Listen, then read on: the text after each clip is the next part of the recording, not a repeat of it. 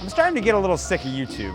And not just YouTube, all of social media. To take the words from Drew Gooden, it feels like everyone's just trying to waste my time. When I open any of these apps, I feel like things are getting unnecessarily longer on YouTube and unnecessarily more addictive on basically every other platform. And I'm finding myself increasingly being like, I don't know why I'm here or what I'm getting out of this. And the reason it's bothering more than anything is because I love YouTube. I really enjoy making videos, and I'm really not watching much of it anymore. I'm at Whiskey Live today, the 20th year that they've been running it, to see my friend Ashley and have a couple of drinks with my buddy Craig. It's always a good time. It's often too good of a time, to be honest. It feels like everything is geared at this point to try and extract as much time out of you so that they can advertise to you as much as possible or keep your subscription dollars as long as possible, regardless of what kind of application it is anymore. We all know this at this point, right? Like, it's not a surprise when we talk about how these apps are scientifically engineered to hook us in, intentionally addictive. It's something that I feel like we've tolerated because initially when all this came out, it was fun. Like, we really liked it. It was new, it was novel, it was like, oh, this is kind of a game. But now we're paying the price for it. And I feel like the harm really is outweighing any benefit at this point. We'll take dating apps as an example here too, because I feel like they're one of those egregious ones that people don't talk about because they're kind of embarrassed still in the modern era to admit that they're on a dating app. I just deleted them again this morning, actually, because of exactly what I'm talking about here. It's kind of like healthcare for profit. There's a real conflict of interest here when if somebody actually finds love on your app, they're going to delete it. So you need them to feel like it's very possible that they will find love if they just get one more like in today, or maybe send one more message before heading to bed. But then as soon as they succeed on your app, they're gonna cancel their subscription, you're gonna stop making money. Or if they're using a free version, they're gonna stop seeing ads as they aimlessly swipe through thousands and thousands of people who may not even be on the app anymore. It doesn't really engender any positive emotions. Neither do my feet right now. I don't know if you can hear it when I'm walking, but somebody spilled like a giant bottle of Sprite or something, and now everybody walking around's got sticky feet. It's kind of gross.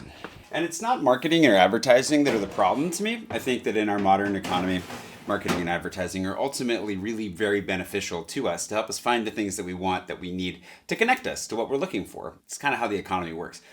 It's not so much that it's being done, it's how it's being done to us. And I think a big part of the reason that it bothers me is because so much of it's done in the name of storytelling. And as somebody who wants to someday be a great storyteller, again, I don't have a problem with people using story to communicate through advertising or marketing, but it gets very hacky. Like, people talk very specifically about how, like, oh, understanding the theory of story will help you to hack people's brains to make them want to buy stuff they otherwise would never even want. They don't need it. Nobody needs it. Let's sell them more plastic. And yeah, it concerns me. I'm aware of my place in this ecosystem, like, and that's why I try to tread carefully with this stuff, because I never meant to end up a social media influencer, which is basically what I've become to some degree. And I'm grateful for it. It's really fun. Like, I have a really fun job in so many ways, but at the same time, I think I have to tread lightly. I have to be careful that I don't wander too far into territory that ends up becoming a waste of time. Also, that guacamole in the last shot, I had just made it, but I don't know where the lid to that Tupperware is, so I just covered it with paper towel while it chilled. Because I know somebody was concerned when they saw me smell it. Also, Whiskey Live was really fun. Didn't really recap that, but I made a reel about it. Anyways, I'm gonna get into the gym. It's in that spirit that I actually stopped having sponsors this summer, because I just kind of wanted to take a break and focus on delivering the best content that I could, but that's also not fair to sponsorship ads. Like, I don't know. Maybe I should get a sponsor for this video. Yo. Yeah, can you hear me? I'm talking. I can't hear you. I'm in the middle of making my vlog this week, and I was wondering, what would you give me to be the sponsor of my video? A hardened salt lick? Just say something like a pint. 2 pints. 2 pints. Sold. All right, ride safe. Don't crash into anything that doesn't give you love back. Well then. Today's video is now sponsored by Badass Tours. Did you you know that Paris outlawed rental scooters, making it effectively illegal to ride them in town unless you own one? I own this one. I've been trying to sell it for a while. I don't even ride this. But that's beside the point. And one of the reasons why I end up recommending badass tours to anybody that wants to come and get their scoot on. Mark's a longtime friend and one of the best tour guides that I've ever known in Paris. And now he has his own scooter tour company called Badass Tours. They just had their first season this year and crushed it. I think they had more Olympians on tour than any other tour that I have seen. If you want to go on a scooter tour, you want to see the city, get some really good stories, and be taken care of by one of the best tour guides I've ever known, and the crew that he's assembled, then go check out Badass Tours. Badass! And for those of you that are worried that Mark's only paying me in beer, don't worry. I have an affiliate link below. He's a longtime friend and an affiliate, and yes, my rate is much higher than this usually, but no, today I will take him up on 2 pints. You can, however, pay it forward if you'd like to by using my affiliate link below. But whether or not you do, I'm happy to support my friends. And I'd love it if I heard some good things about a scooter tour you once took with Mark Daly and Badass Tours. So if we know that they only make good money off of us if we remain angry, scared, or sad, like if we feel miserable, these apps all make way more money off of us. We know that. Why do we stick around? And I guess the other question is, what do we do about it? I think the first thing, if you're struggling with this, is to realize it's not your fault. And the second would be to take action. The it's not your fault part is really straightforward because you have some of the smartest minds in the world being paid exorbitant amounts of money to figure out how to get you addicted to these things. The cards are really stacked against you. Like, this is not a situation that's in your favor. I realized after the last shot that I left the umbrella at the coffee shop. The action part, I think, is the hard part, right? Because this is an addictive situation. Like, I don't think it's an exaggeration to call social media, most of these platforms, addictive, and largely because they do prey on like our loneliness. So I think that the easiest way to start on the action front for me is to recognize the emotion that leads me to open any given app. And I can use Instagram for an example. When I open Instagram, it's usually because I'm looking for something, and that something is connection. Whether that's because I'm actually lonely or I'm just looking to like feel something, to feel like I've seen someone or I've been seen, whether I'm looking for comments or likes, or I just want to scroll and maybe find, I don't know, something like a really funny comic or the love of my life. Just recognizing that that's the emotion that drives me to open my phone and look for it helps me to say, wait, this isn't going to provide that. What I'm looking for is not here.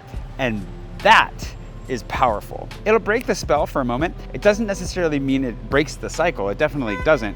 But it helps me to be aware in that moment of what I'm actually feeling and what I'm actually looking for. And then, hopefully, conscientiously, I can decide to go look for it where it will be. And we should have brought Cooper's rain jacket. Sorry, but I didn't know it was gonna be raining. He says as he carries an umbrella, one of the silver linings to having survived the abuse of my childhood is that my brain is pretty lit up by any manipulative bullshit.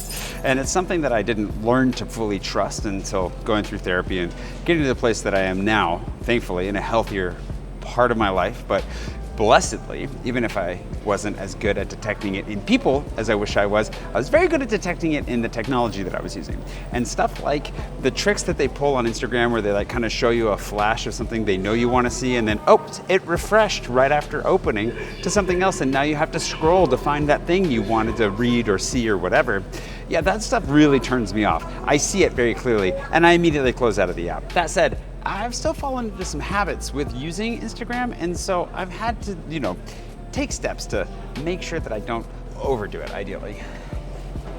Thanks as well to today's patron producer, Pam Galli, and all my patrons for making it possible to continue doing this.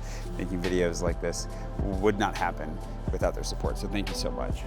The first is to engage with intention, right? Like, why am I opening this? Now that you know that emotionally, open the app and do that thing. And then get out. It's really easy to stumble into obviously forgetting why you even opened it in the first place, and then 15 minutes later you close it and you're like, wait, why was I in there? But if you can be intentional with it and then put it down, that definitely helps a lot. The other is to fill your time. If your time is already full of things that are moving you in a healthy direction, getting you towards things you want to do in your life, you can't waste it because it's already being used. So if you're feeling anxious, go for a walk. If you're feeling lonely, reach out to a real friend. Text them, but ideally, see them face to face if you can. And if you're bored, I don't know, read a book. I've been trying to read at least 15 minutes a day in something that's nonfiction to learn something. But of course, a little bit of fiction goes a long ways as well. And some of those older movies that weren't designed to be background noise, you realize that Netflix movies are made intentionally knowing that you're probably not paying attention. That's why they repeat stuff all the time and it's really obvious and simple because they figure you're probably on your phone. Yeah, maybe watch something where that wasn't a concern. How we use our time really matters. That's basically all your life really is. Ironically enough, some guy just almost hit me with his car pulling out of the garage over here because he was on his phone. And it's not just about filling your time. It's also like showing up for yourself consistently, working out every day, for example, which is something I was doing before the Olympics. Threw me off. Like this summer completely threw me for a week. Whether it's reading a little bit every day or working out every day, it starts to affect your identity and how you feel about yourself. It boosts the self-esteem, confidence, all around. It has a really amazing impact. Just give it a little bit of time and it's amazing the impact that it can have. Or maybe even go out and create something, and then you can randomly call up your friend and see if he wants to sponsor the video and pay you in beer. Yep. Cheers. Cheers.